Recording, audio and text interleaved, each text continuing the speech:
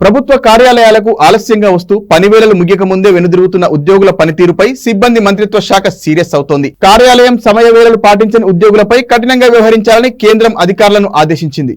రాష్ట్ర కేంద్ర ప్రభుత్వ ఉద్యోగులు కార్యాలయాలకు సమయానికి చేరుకోవడం లేదని కేంద్రం స్పష్టం చేసింది. కార్యాలయాలకు తరచుగా ఆలస్యంగా వచ్చి సాయంత్రం పనివేళలు ముగియటం కంటే ముందే వెళ్లిపోయే వారిపై కఠినంగా వ్యవహరించాలని సిబ్బంది మంత్రిత్వ శాఖ అధికారులను ఆదేశించింది. నిర్ణీత పనివేళలు ముగియక ముందే వెళ్లిపోతున్న ఉద్యోగుల విషయాన్ని కేంద్ర ప్రభుత్వం తీవ్రంగా పరిగణించనుంది.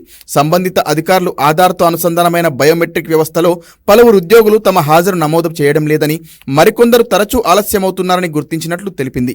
మొబైల్ ఫోన్ ఆధారిత ముఖ గుర్తింపు వ్యవస్థను వాడి ఉద్యోగులు ఎక్కడ ఉన్నారో గుర్తించగలిగేలా చేయవచ్చని సూచించింది. అన్ని విభాగాలు, శాఖలు, సంస్థలు తరచూ తమ ఉద్యోగుల హాజరు నివేదికలను పర్యవేక్షించాలని పేర్కొంది. ఆలస్యంగా వచ్చిన ఒక్కో రోజుకు ఒక పూట సాధారణ సెలవు చొప్పున కోత పెట్టాలని చెప్పింది.